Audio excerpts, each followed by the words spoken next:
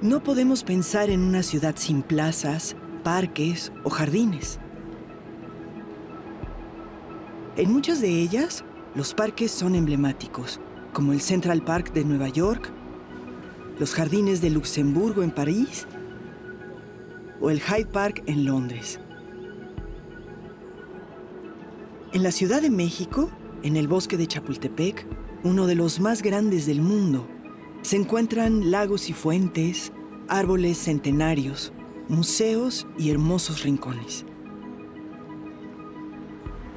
En las ciudades, los parques, camellones o jardines forman parte de la dinámica propia de cada ciudad, ya que brindan importantes servicios. Además de ofrecer un espacio de tranquilidad y relajación, sus árboles y plantas limpian el aire, y en ellos conviven especies animales y vegetales. Son una extensión de la naturaleza, a pesar de estar limitados por calles llenas de autos y enormes edificios. Ante el deterioro que sufre nuestro planeta, la ciencia se concentra en estudiar cómo recuperar lo perdido y en conservar lo que aún tenemos. La ecología urbana no solo está creando nuevas propuestas para mejorar la calidad de vida, tanto de las áreas verdes como de los habitantes de las ciudades, sino que además se encarga del estudio y conservación de la biodiversidad dentro y fuera de las áreas urbanas.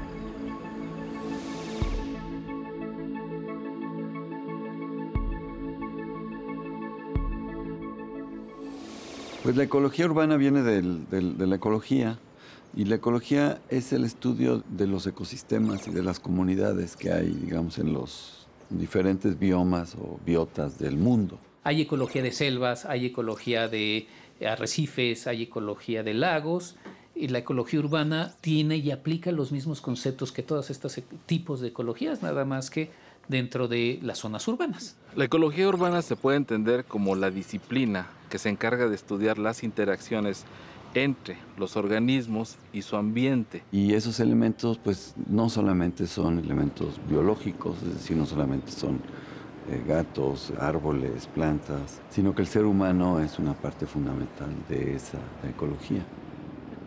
Pero un ambiente ya alterado por el hombre, por construcciones, por calles, por caminos, por casas, por escuelas, por toda esa infraestructura que se define como una zona urbana. El término ecología urbana se comenzó a acuñar a partir de la primera conferencia internacional sobre el medio humano, conocida como Cumbre de la Tierra de Estocolmo, convocada por la Organización de las Naciones Unidas y que se llevó a cabo en junio de 1972 en Suecia. Ya entonces se alertaba sobre el grave daño a los recursos naturales del planeta y la afectación de los ecosistemas. A partir de entonces, ecólogos y urbanistas dirigen su mirada hacia las ciudades y se crea conciencia de proteger y respetar las áreas ecológicas de las grandes y pequeñas ciudades. La humanidad ha sido un elemento fundamental en la transformación de la Tierra. Ahora ya sabemos que a nivel global casi no existen lugares que no hayan sido transformados por la humanidad.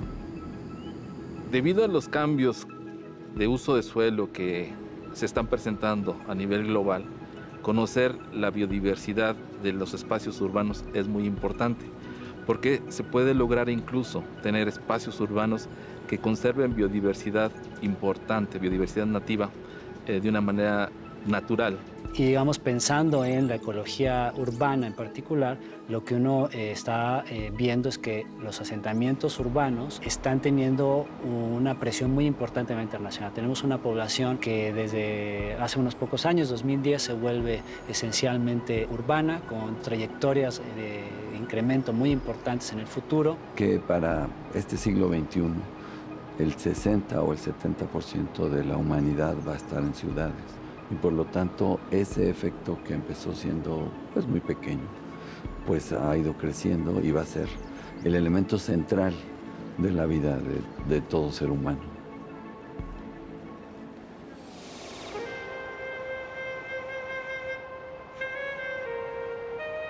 La urbanización es un fenómeno ecológico y social.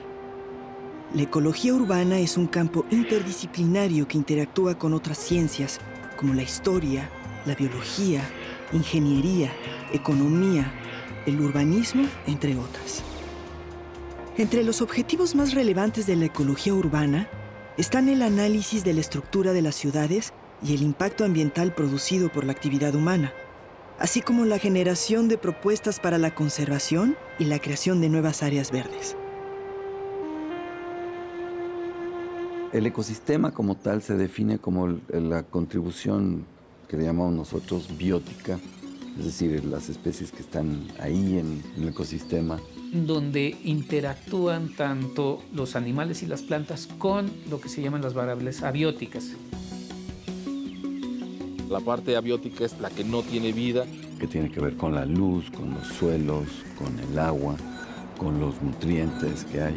El sol, ¿no? La otra temperatura, la lluvia, son las que llamamos nosotros variables abióticas.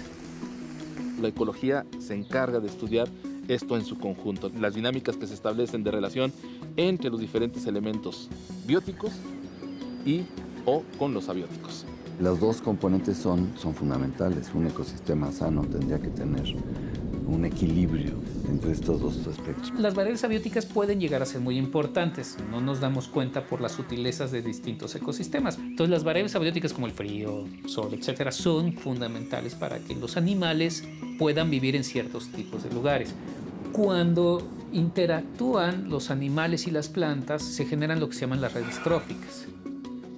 Tenemos productores primarios, es decir, todos aquellos organismos cuya fuente de energía proviene del sol, que son las plantas, y después tenemos consumidores primarios, que serán los que se alimentan de estas plantas, consumidores secundarios, que serían aquellos que se alimentan de los que consumieron primariamente, y así sucesivamente. Que son lo que uno aprende en primaria de la cadena trófica, de que pues está el pastito, se lo come el conejito se es comido por la zorra es comida por el águila, etcétera, etcétera. Entonces forman la cadena trófica.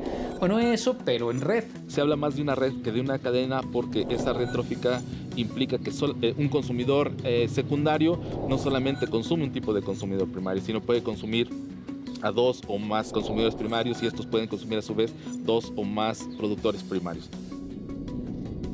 Las redes tróficas en realidad son cosas muy dinámicas que además afectan a las variables abióticas.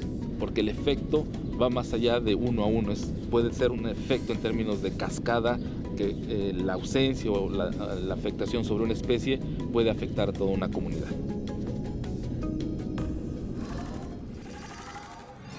Es muy complejo tratar de entender todo el ecosistema en un sistema natural, sin que haya sido afectado por la mano del hombre.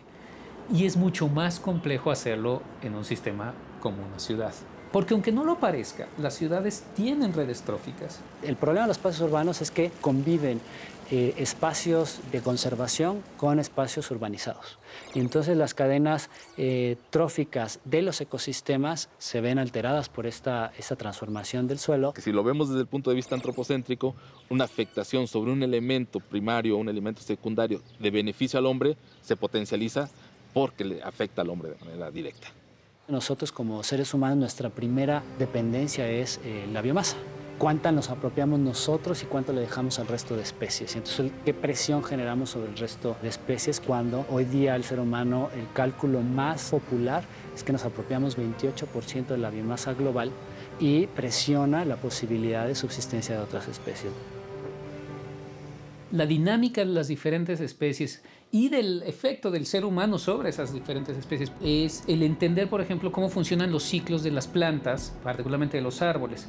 Si tenemos época de lluvias y época de secas, como normalmente tenemos en esta ciudad, por lo general tenemos lo que le llamamos árboles caducifolios. Los nativos son árboles caducifolios, que quiere decir que tiran las hojas.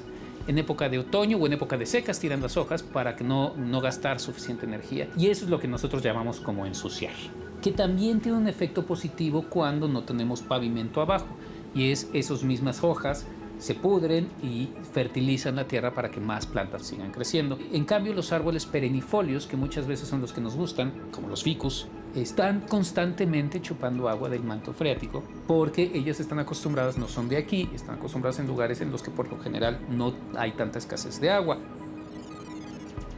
La convivencia entre lo que es la infraestructura urbana y las especies arbóreas, por un lado sí efectivamente nos proveen a los seres humanos esos grandes árboles de condiciones microclimáticas muy particulares que nos hacen sentir muy bien, pero por otro lado tenemos el grave problema de afectaciones a banquetas, a calles, a cableados, a la red hidráulica, que es producto justo de que estos árboles llegan a desarrollar esas grandes dimensiones porque no tienen un regulador natural.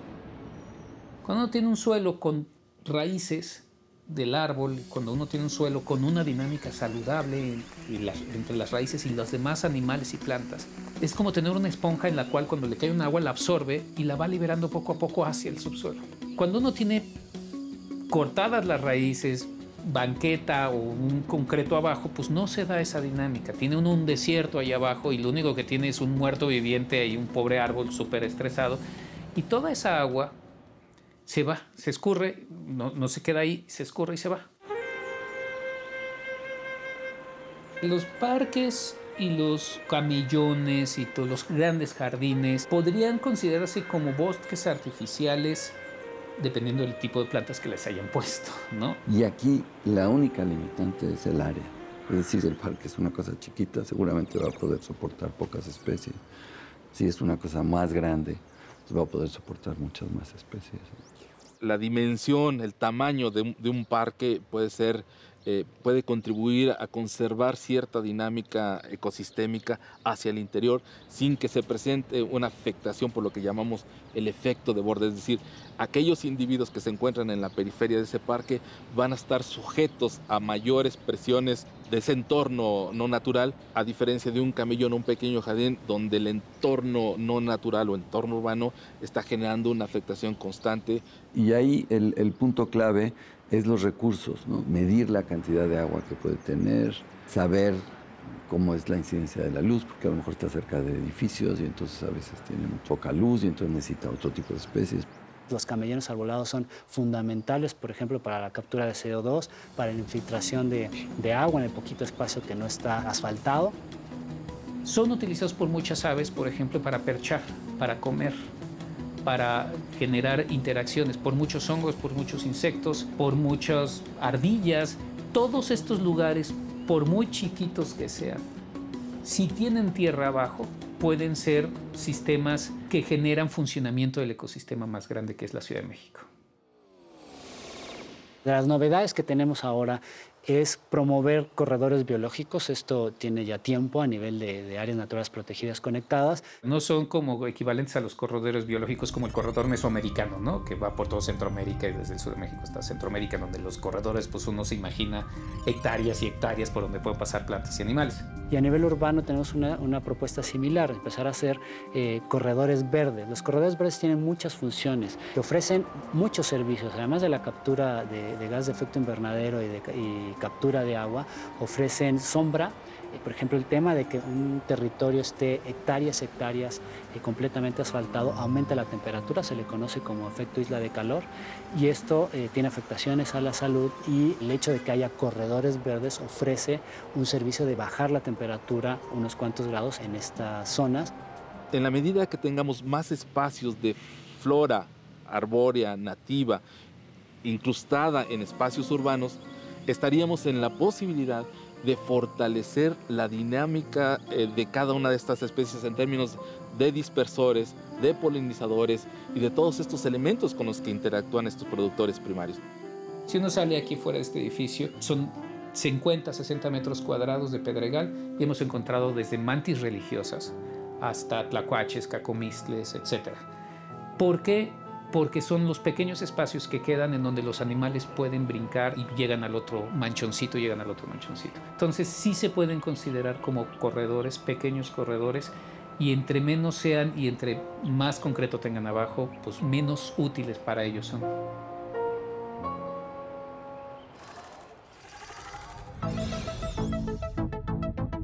Las características geográficas de México propician diversos ecosistemas con una enorme variedad de flora y fauna. La riqueza de su biodiversidad se ha trasladado a las ciudades y se ha adaptado a diferentes climas. Muchas especies, particularmente vegetales, traídas de otras partes del mundo y consideradas exóticas, también se han adaptado al territorio y ya forman parte de los paisajes urbanos de nuestras ciudades.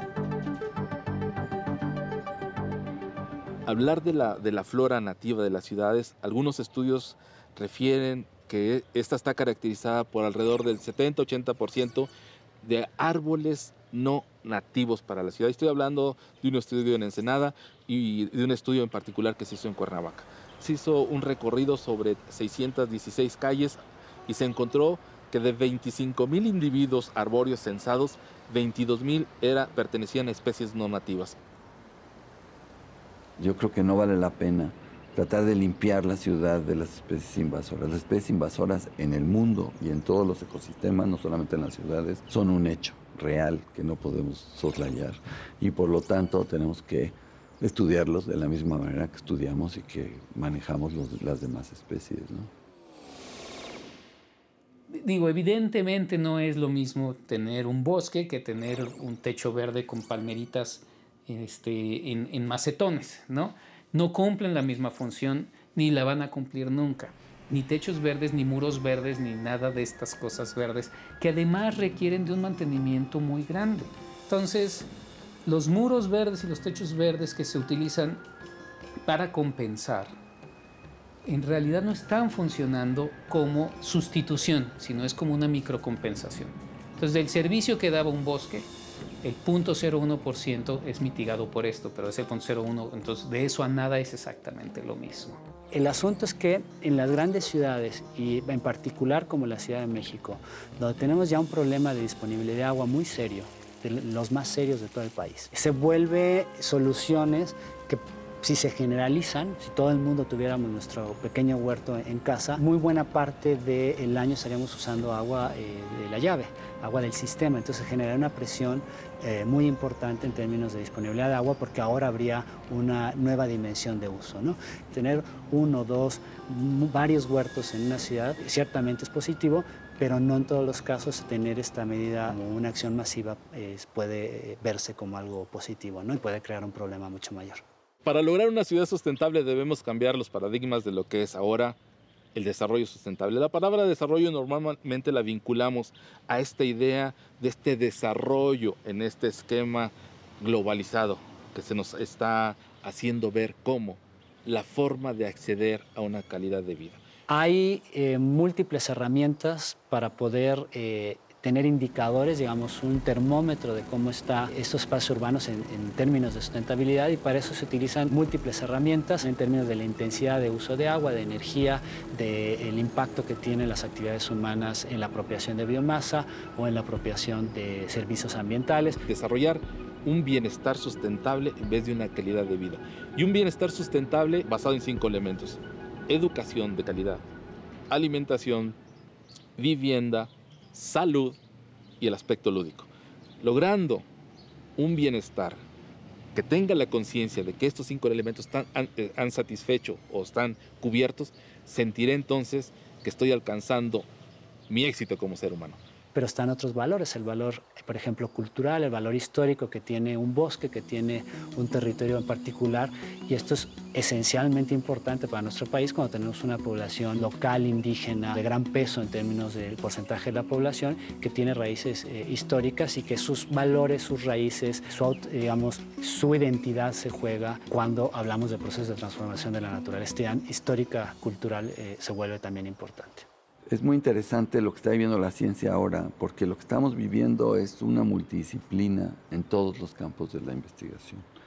Y entonces la ecología urbana no es un área que se pueda asignar a una disciplina particular. A nivel mundial hay una gran preocupación por hacer de las ciudades más amigables con el entorno ambiental, con el medio ambiente, con la biodiversidad en general. Es una realidad que las grandes ciudades emiten una cantidad impresionante de gases de efecto invernadero, consumen demasiada energía. Es necesario generar más y más información, y por lo tanto se tienen que empezar a generar ya instituciones que empiecen a resolver los problemas, tanto teóricos como prácticos, sobre lo que es la ecología urbana. Efectivamente tenemos impactos ambientales ya presentes que tenemos que atender, pero también tenemos mucha biodiversidad que tenemos que proteger. ¿Y cómo le hacemos para conjuntar estas dos grandes vertientes? Pues una, no están desligadas, porque todos estamos en un mismo planeta. Finalmente, cada quien debe hacer lo suyo, hacerlo muy bien, y creo que lo más importante es lograr que la gente tome conciencia. No tenemos, que yo sepa, ningún centro de investigación en el país que haga ecología urbana como su parte fundamental. Pero sí hay grupos, digamos, algunos investigadores aquí y allá, como por ejemplo el Ecosur, que está en Chiapas, el Centro de Investigaciones Biológicas del Noroeste, que está en La Paz, el Instituto de Ecología, que está en Jalapa. Todos estos dependen del CONACYT. Hay otro tipo de instituciones que están empezando a tratar de entender la ecología urbana como un sistema complejo en el cual tenemos que tratar de entender la sustentabilidad. Una capacidad científica fuerte en el país y lo que necesitamos es informar al público en general para que pueda realmente participar activamente en esta construcción de agenda ciudadana. El gobierno solito no puede, y la ciudadanía, si no está informada de manera correcta, tampoco puede participar adecuadamente. Cada individuo puede hacer mucho por nuestro planeta. Pareciera que no, pero una sola acción de cada uno de los 7.000 millones que conformamos la población mundial, enfocada a mejorar nuestro ambiente, puede ser muy significativa. Y en ese sentido creo que es importante resaltar que la sustentabilidad de una zona urbana no solo va a estar dada por la condición de que los árboles estén presentes o que especies nativas estén presentes, sino también esa sustentabilidad tiene un elemento fundamental, que es el reconocer al otro. Creo que es importante ese reconocimiento del otro para lograr alcanzar esa armonía, no solamente en el contexto de la ecología urbana, sino en el contexto de la dinámica social.